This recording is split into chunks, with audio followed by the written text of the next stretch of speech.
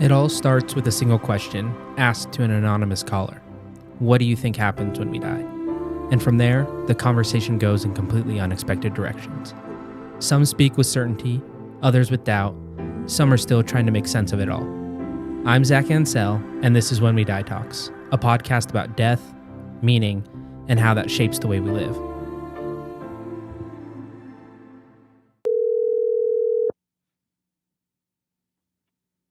Oh, Hey, how's it going? fine. How are you? I'm good. This is interesting because you're the first person that I've done this with that I know who I'm talking to. I know. I was like, wait, should I ask if you know? Yeah, totally. I was like, wait, did you? Because I never told you when I was gonna sign up for time. Totally. Yeah. I kind of knew partially because I have a list of people who have applied and the phone number didn't pop into there. And then you and I had been talking, Uh, and there's only like one other person that I've been talking to, and it didn't seem like that they had been planning on booking. So I was like, I think I know who it is. But yeah. And then you're also the first person to do this twice.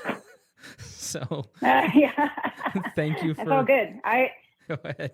I get the experimentation. Like you have to try different formats and different ideas, and it's like I've been deep in that Yeah, for the totally. last year and a half. Well, not quite year and a half, but something Yeah. like that. Yeah, who knows? So Time's a whole other thing. I know. Well, and we're just in such a weird moment. Like you and I have talked about that a Yeah, lot, but totally. Yeah. It just landed like we did the interview and then it just like landed at the time where I was like, oh, I think I just need to switch this whole thing up. So I appreciate you being willing to do this again. And the first question that I normally ask out of the gate. So besides just being a really good friend, why did you want to do a talk about death?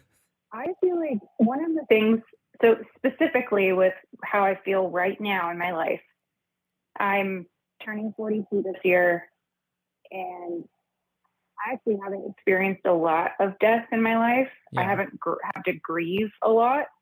And so I'm thinking very deeply about the preciousness of like how lucky that really is, because I know a lot of people who've lost loved ones throughout their entire lives. Like I have one friend who lost like 9 people in a year or something crazy. Oh, wow. And so she was like, whenever someone would call her, she would just be like, who died?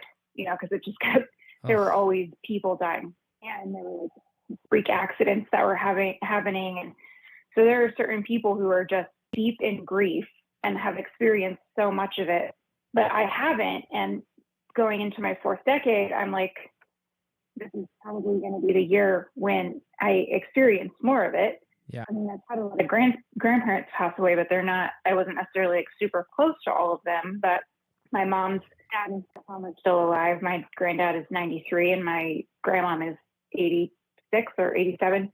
And I have a feeling that they're probably going to pass away while I'm in this decade. Yeah. Likelihood is high. And yes, and then who knows? Like my mom's mom passed away when she was 79. My mom is currently 68. Yeah. And that would not be the same. That would be in my 50s. But I've just been thinking a lot more about the preciousness of life, the fact that we are not guaranteed another day. Yeah. There's a lot of younger people who are getting weird cancers, and so it's like we have all of these health opportunities and remedies at our fingertips, but then on the flip side, there are all these chemicals in our food, and there's all these environmental factors that are making us sick. Yeah. And so that's kind of in the back of my mind too. And I have this awareness of how much I need to be enjoying as many little moments as I can. But I'm so habitual in my focus on, it's not even worrying, but it's like this tick that I have where I'm like, I got to check my bank account. I got to make sure that I'm looking out for making money. And like, Yeah. I'm Future actually me. in a place where, yeah, exactly. Know it. And I'm so hyper aware of the fact that I am doing it, but I sometimes feel like obviously I'm in power to be able to stop myself from doing it, but sometimes I feel powerless to be able to do it. And I'm so cognizant of the fact that I have to stop or just pause a little bit more. And I've gotten out of my meditation routine recently, like in the last couple of months, it kind of got disrupted. And I haven't gotten back into it yet. I'm still, fortunately, I have a lot of awareness of breath exercises and things that I can do to reset. Yeah. Because I've been doing a meditation practice for a long time, but I feel a lot of cortisol. I guess it's not a lot, but this like low lying anxiety and like a cortisol thing happening in my body. Totally. And I'm like, there's no threat. And there's no reason for me to be in fight or flight. Yeah. Even though sometimes it does seem like that, because who knows what the fuck is going to happen. Well, yeah, the world is constantly pushing us into fight or flight, right? Yeah, and so we have to make a very concerted effort to take a break from looking at all of the content that's coming our way, all of the news. Yeah. And just really sit in. That would be a lot to ask if we were like just hyper. Well, if you're talking about Deepak Chopra or something, I'm sure. Totally. He's almost always in the moment, but I think that's a lot to ask for the average person. Yeah, for sure. Yeah. Yeah. But that's, I think I've just been contemplating it a lot. Yeah. And you've been sitting with death and thinking about the possibility of it and the reality of it, which I feel like we're at that time in our lives where it totally makes sense. And yeah.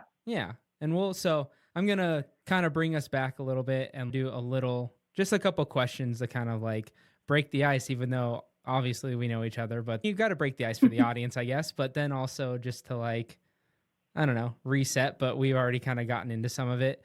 And so I know you're not necessarily at home now. And so I usually ask, where you're calling from. So I guess you can let us know where you're calling from, even though it's not technically where you live. And then your favorite book and why. Okay. I am calling in from Charlottesville, Virginia, but I live in Los Angeles. I grew up here. I'm back here visiting family for the summer. My favorite book. Yeah. That kind of changes based on the day, but I can give you like one of the most pivotal books that I've ever read is, well, there were two. Phil Stutz is a psychologist. People might know him from the documentary. Jonah Hill did a documentary. It's called Stutz. And Jonah Hill's therapist. That was a great memory. I didn't know he had any books. I should have looked further. He does. He has, I think, 4 now. Oh, wow. I think another one just came out. But yeah, I got to meet with him for one session. That's a whole other story. But it was the best session of therapy that I've ever had. It just usurped years and years with the same therapist. Like meeting with him for 1 hour was more pivotal than years with one therapist. Damn. Yeah. But he wrote a book called The Tools. And then his second book with Barry Michaels, who's the co-writer, who's also a psychologist, was Coming Alive. Okay. And so both of those were super pivotal for me. But there was something about the time. So I read Coming Alive. I always like to start my year with a book that's going to be it's going to set my year up for something where I can grow or learn. Yeah, I like that. Yeah. And so I read Coming Alive. I believe it was at the beginning of either 2022 or 2023. Okay. And it's just, Phil is very direct in how he tells you what he believes about you and your situation, but he's also really soft in a way too. He's a New Yorker. Yeah. He's got this really wonderful duality about him that is comforting, but also very like to the point. But then he's also spiritual. So he integrates the spirituality component into everything that he writes too. And so that's why whatever he says, and because I was able to meet with him and he like diagnosed me with something in 5 seconds after meeting me. He said, I apologize too much and it needs to be eradicated immediately. I was like 30. Noted. And I was like, I'm so sorry. No, I said, no, but I was like, you're right. That's how I would have responded too. So yeah, now I'm already like, oh yeah, I have that same problem too. Yeah. But it's almost like I was waiting for somebody to tell me that because I knew, but hearing it from someone who has that level of authority it like snapped me out of it. And I made a big change right then and there. Oh, that's awesome. And so whenever I read I've read The Tools twice and then Coming Alive once, and I'll probably read Coming Alive again. So those two. And then I loved Many Lives, Many Masters, which feels like it connects to this podcast specifically. It's about past life regressions. And it was one of those, I started the year 2021 off with that book. And it's almost like it found me. Like I had heard from multiple people that I should read this book. And I was like, okay, I'll go and look for it. It was on my mom's shelf just here at her house. Yeah. And so I pulled it off and was reading it. And it was one of those books where I wanted to close myself in a closet and be left alone so I could just sit and read it. Yeah. Like, nobody come talk to me. I Yeah. can read this book. So yeah, big psychology theme going on here. Yeah, totally. That's awesome though. But yeah, you should read that one if you have not, because it's very interesting. Yeah, I've definitely heard of it. I'll definitely add it to my list. And then the Stutz books too. Like I really enjoyed that documentary. And so I feel like I definitely get something out of that too. So that's my problem. I'm asking everybody this question and it's like, I already have a stupid long reading list. And then this is just adding to it. But I don't know. I'm not going to stop asking this question because I do feel like it just shows something about the person that you're talking to. But we should probably get into kind of the heavier stuff and what we are here to talk about. We can just kick it off with the big question of, what do you think happens when we die? Okay, so I was actually just thinking about this when I was on a walk with my dog. And I was like, I have two answers. I have the one where this is what I want to have happen. Yeah. And then I have another one where I'm like, this is probably what actually happens. I love when people have, because you're not the first person to bring that to the table. I'm like, I love hearing both of them because I think that's something that I haven't allowed myself to even believe a little bit too. And that's where some of my fears and anxieties come from, is just like, for so long, I've just believed it's nothing. But then like you're saying, with meditation and just as you're diving into spirituality and all this stuff, it's like, oh yeah, maybe if I just allowed myself to like want something and that be okay. So I love that you actually have both, kind of like one that you think that happens and one that you hope happens. So yeah, I want to hear both of them. Yeah. What I hope happens is that it's this beautiful utopia, and all, like, we're looking at all these incredible colors that we can't even describe, like what I've heard with near-death experiences. Like, I want that to be the case, where our brain is basically just like on a good acid trip, is what it sounds like to me with near-death experiences. And I want to be reunited with the people who I love and my dog. And like, that's what I hope happens, because who wouldn't want to spend eternity, if that's what it is, with the people who they love the most and the animals. But then again, you never know. Like, maybe we've lived 50 lifetimes and we keep meeting the same people over and over again that way. Totally. Maybe this is utopia. Doesn't feel like it, but maybe it is. Oh God. Yeah. I'm like, maybe somewhere in the south of France with a really good bottle of wine. Yeah. And Maybe, that's utopia. Maybe that'll be the next one. Not this one, but the next one. Exactly. Born French. Yeah. So the thing that I imagine, more of the scientific version, and actually what my grandmother, my mom's mom, who was very, very like in touch spiritually and could interpret dreams, and she would go to UFO conferences. She was just like fun and out there. Yeah. And I felt like she was pretty magical. The thing that she always thought was that we turned back into molecules in the earth. And it's interesting that she said that, because my mom and I both have experiences where we see hearts in nature and hearts like in our life. Like a heart-shaped leaf will come up. Like, I'm thinking of my grandmother and there's a heart-shaped leaf. And the same thing happens for my mom. And we both feel like that's messages that we're getting from her. And I've never had any experiences where I feel like she haunted me or she had unfinished business. Like, we hear stories of ghosts and spirits, and I firmly believe that there are spirits who have unfinished business that don't realize that they need to move on yet. Yeah. But my grandmother, that was not the case at all. Like, I've never felt her, like a physical soul presence of her at all. It's always just been like some kind of indication in nature, or like there's one time where I was doing a self-hypnosis and it was either like my intuition coming through and it sounded like her, or it was actually her kind of tapping in while I was in this deep moment. She came to me. It was actually my 40th birthday, October, a couple of years ago. And this is the only time that I felt like she's communicated with me super clearly. And she told me that wherever she was, she's like, you're an elevated soul.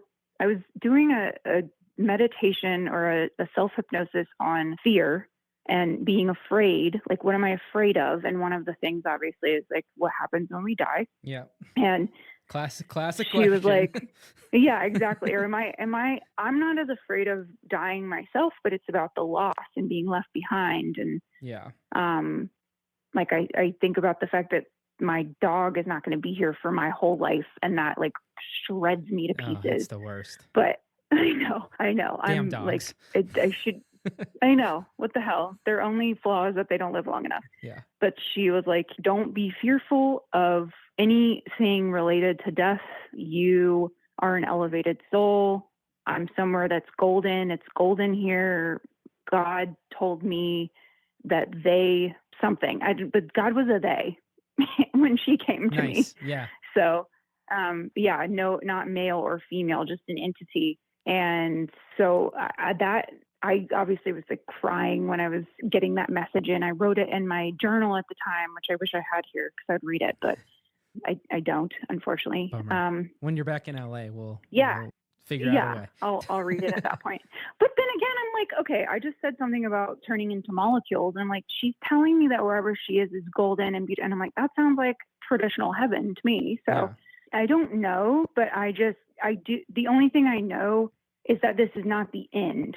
That's what I fully believe, that there's something else that goes on, because there are too many weird happenings that feel a little too, I don't know. I do believe in consequences. I believe in coincidences and consequences, but those things happen. But I also believe in I believe in that too. I believe in all the two C words, but I do believe that there is magic at play, and that we're put in places at certain times for specific reasons. And there has to be, if that's happening, if that type of magic is happening here, then there must be something else going on. Yeah. That is the hard thing, with kind of my background. And I bring it up almost every time I talk to someone, and then therefore it's in every freaking episode. But when I talk about my meditation practice, but like that wasn't really a thing for me until I basically started meditating, like really seriously meditating every day right before I started this project.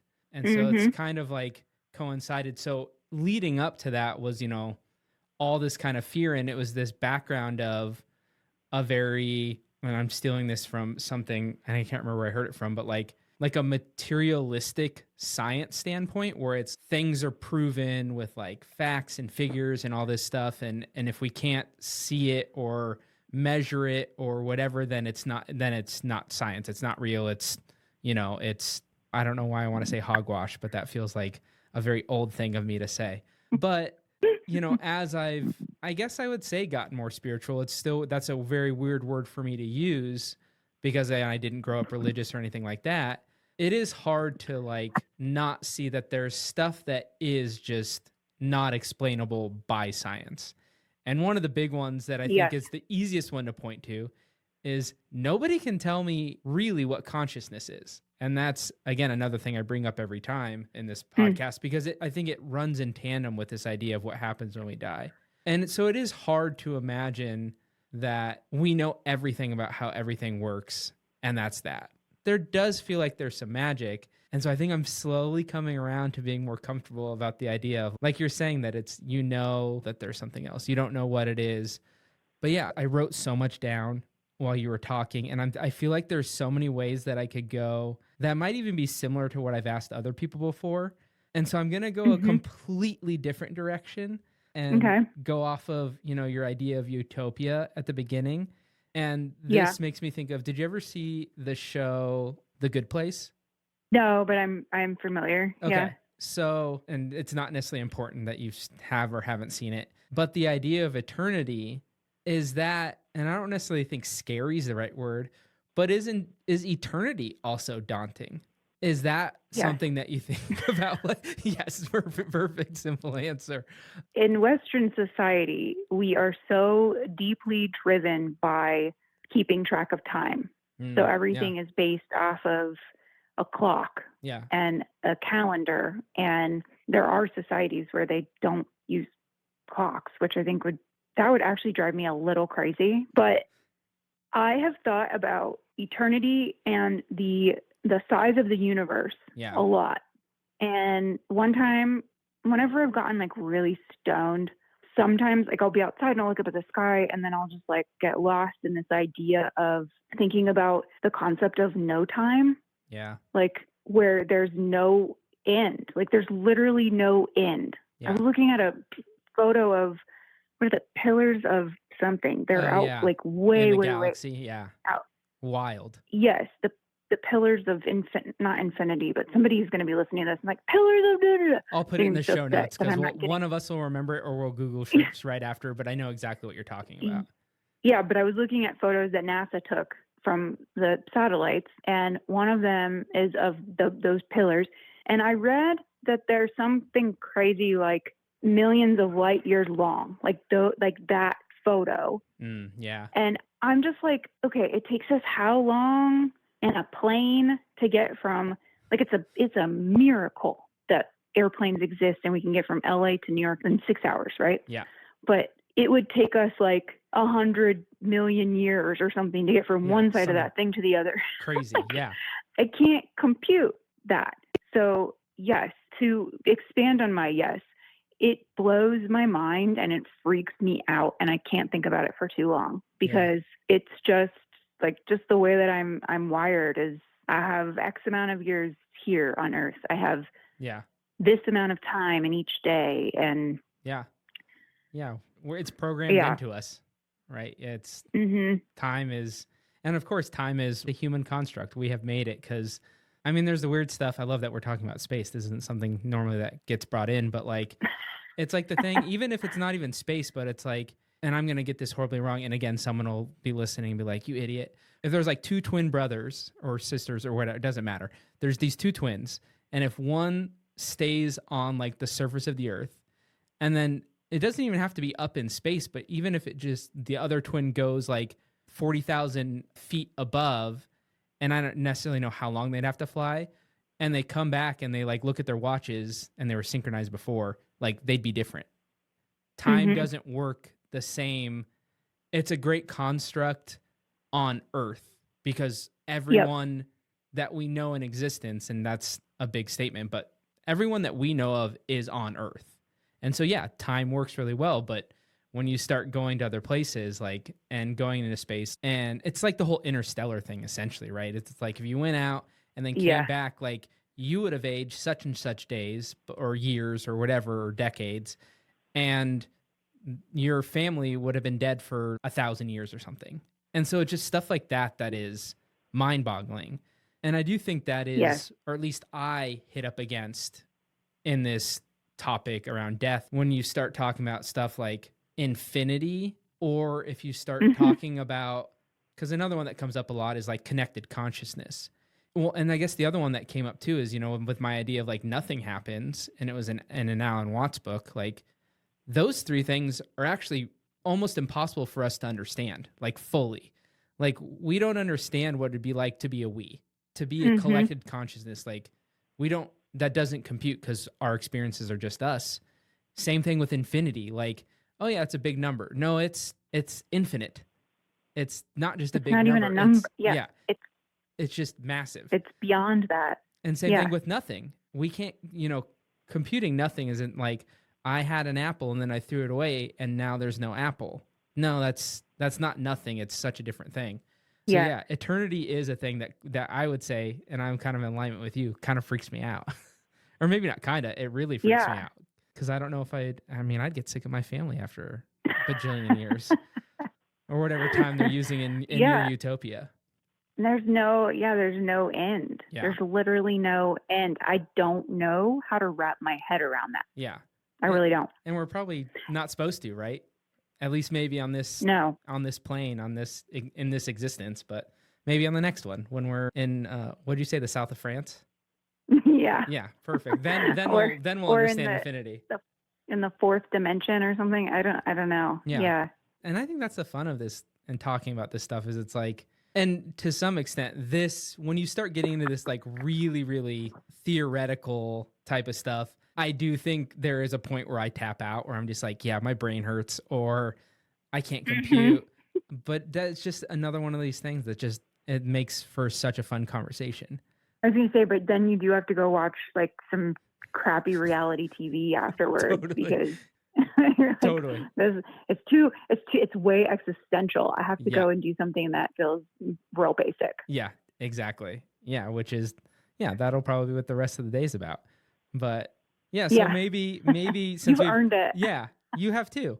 We're both in this together. So we've gone like really, really big. And so yeah, maybe let's kind of come back. And not that this still won't be big, but like I know we've talked about your grandma. And one of the things that I think is interesting, that you and your mom have had this shared experience of like finding hearts. I think that's really interesting. And so I'm curious if you're willing to share more about that, if you have any other stories, or just like how that kind of plays into your theories. I have two stories, one that's mine and one that's my mom's, actually, specifically around the heart thing. Yeah. So I'll tell my mom's first because it happened before mine. My mom had her birthday one year and she was cleaning her room for some reason on her birthday. As one does. But she was cleaning her room. Yeah. And it was completely spotless. She's a really tidy person, very clean. So it was completely spotless. And there was nothing around, nothing on her nightstand and nothing on the dresser. She said that after she had cleaned, and this is after my grandmother had, like years after my grandmother had passed away. She said that after she had cleaned, she looked down at her bedside table and there was this tiny, tiny little piece of paper in the shape of a heart that just was there out of nowhere. And she's like, I know that was my mom sending me a message. And my mom has always been like, my mom's side of the family is pretty scientific.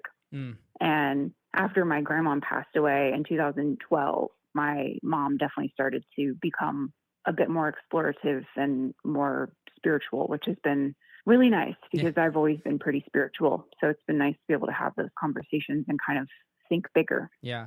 And then my story, I was still working my full-time job and I had a terrible commute. Like if I waited until 5 o'clock or whatever to drive home, I would be in traffic for 2 hours. Yeah. LA. So I would often, yeah, exactly.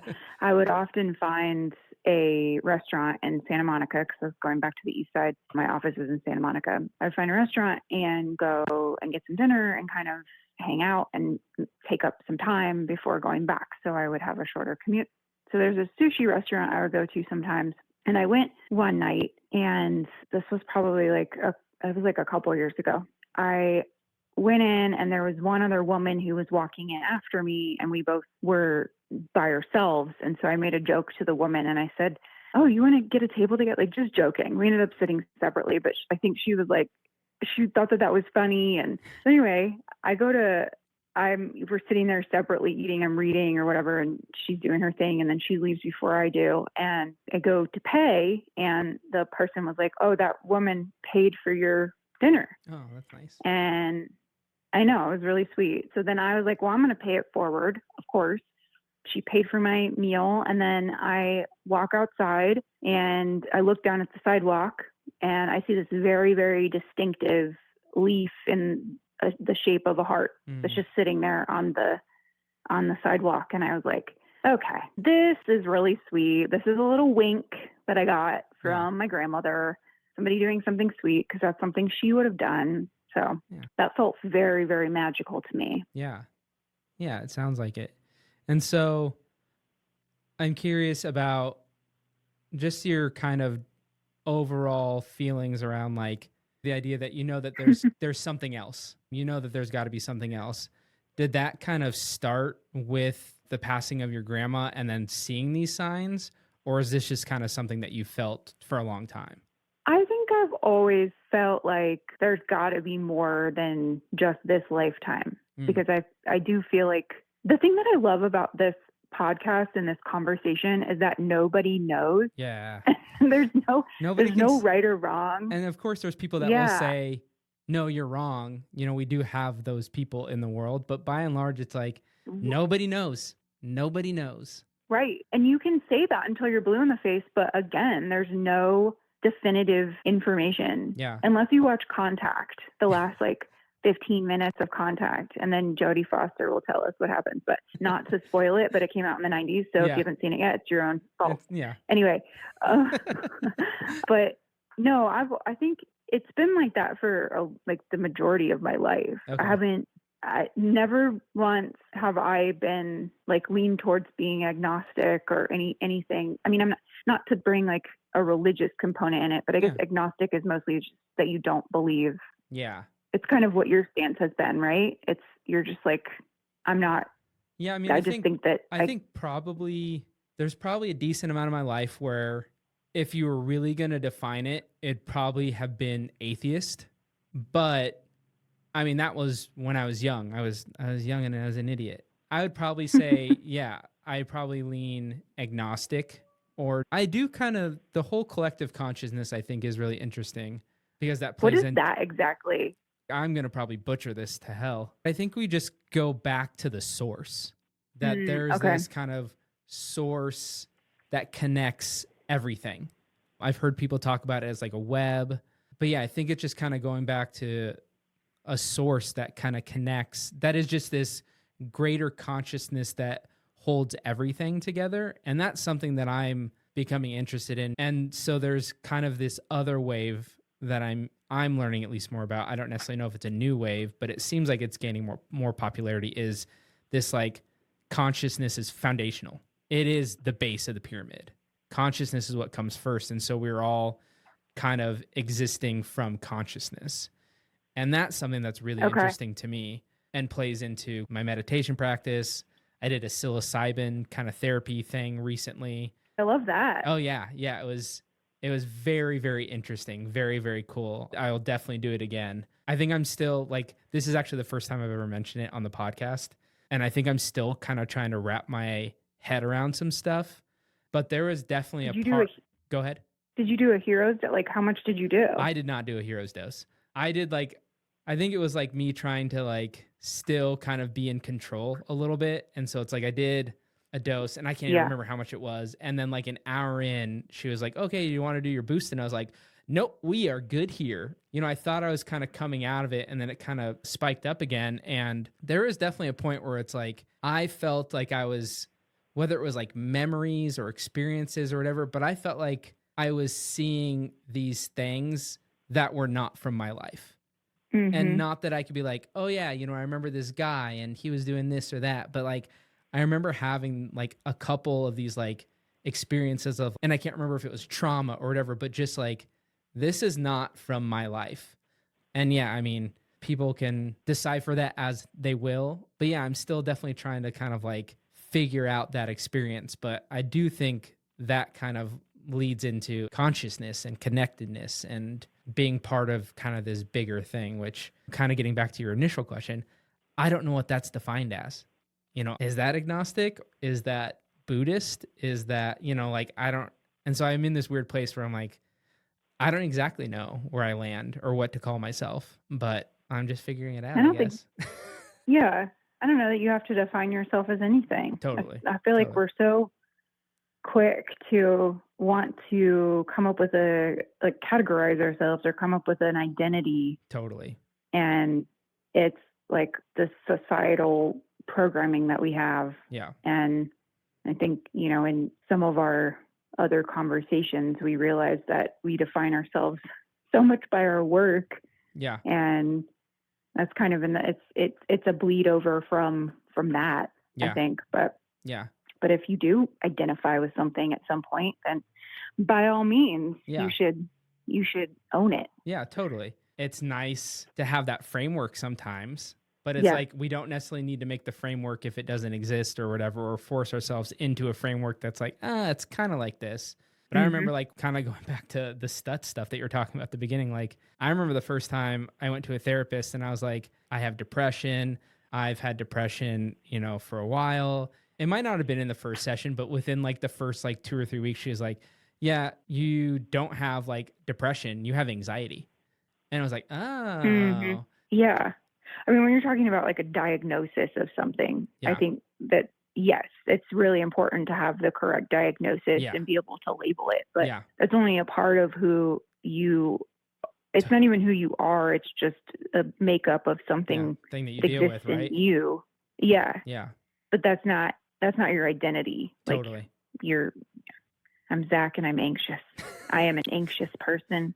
No. I'm gonna get that tattooed on my forehead. I'm Zach and I'm Yeah. anxious. Yeah, there is this obsession with the labeling though. But Yeah. Buddhism there's like the non-attachment component. Yeah. So like non-attachment to things, and Yeah.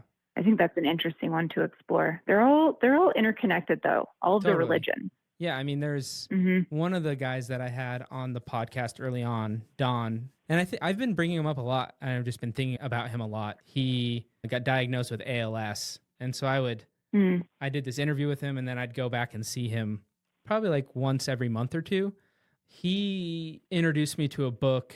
I don't remember what it's called. I'll put it in the show notes. But essentially, it talks about like how there are so many similarities between Buddhism, or like what Buddha taught and what Jesus taught. Maybe that's a better way of saying it versus the grander religion. But what those two spoke about, there's a lot that align. I think that's the thing, is there's a lot of stuff on top, but at the baseline, I think a lot of the religions have very, very similar beliefs. And that's an outsider's perspective that has not studied a bunch of religion. But I do think the core tenets of a lot of religions are very, very similar.